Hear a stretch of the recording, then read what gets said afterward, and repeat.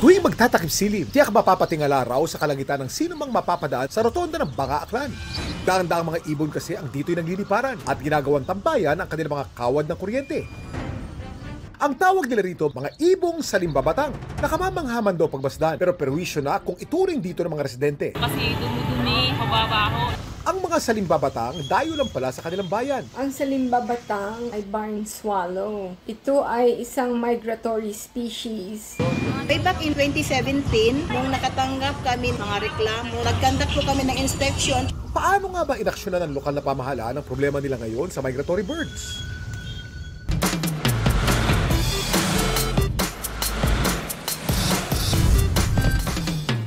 Magandang gabi mga kapuso. Ako po inyong Kuya Kim na magbibigay sa inyo ng trivia sa likod ng mga trending na balita.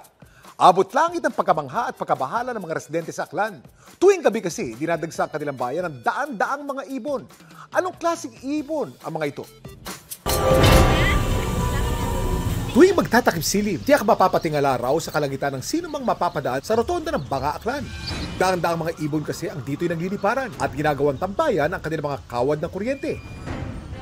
Ang tawag nila rito, mga ibong salimbabatang. Nakamamanghaman daw pagbasdan, pero perwisyo na kung ituring dito ng mga residente. Kasi dumudumi, mababaho.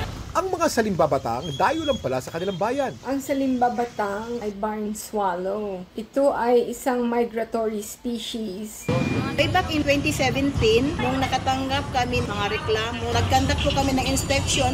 Paano nga ba inaksyonan ng lokal na pamahalaan ang problema nila ngayon sa migratory birds? Kuya Kim, bakit ba nagmamigrate o lumilipat ng ibang tirahan ang mga migratory birds tulad ng salimbabatang? Kuya Kim, ano na? Kaya lumilipad ng libu-libong kilometro ang mga migratory birds pagka-winter para makaharap sila ng lugar kung saan sila makakakain at makapag-nesting o mga itlog. Kapag nagiging malamig na doon sa Northern Hemisphere, ang mga ibon na ito ay bumababa sa mas mainit na lugar, kagaya dito sa Pilipinas. Tapos kapag spring na naman doon sa Northern Hemisphere, bumabalik sila doon. Ang mga migratory birds ay laging sama-sama o kumpul-kumpul pag lumipad. Safe sila kung sila ay lalarga ng sabay-sabay. Kung paisa-isa, yung predator, mas madali silang makain. Ang mga salimbabatang naman na matatagpuan sa Europe, Asia, Africa at the Americas, mga insectivore. Ang paborito nila sa diet nila ay mga tutubi, langaw, kuliglig at iba pa. Nagkokontrol siya ng populasyon ng mga insekto. Kaya kahit nakakaabala na sa kanila, ang mga residente natuto na lang daw na mamuhay kasama ang mga salimbabatang. Na magagawa lang po namin is to maintain the cleanliness in the area. They are protected by RA 9147. Pero alam niyo ba, nito lang January, may dalawang migratory bird na tinuturing na globally endangered ang naispatan sa Ilocos Norte. Anong ibon ito?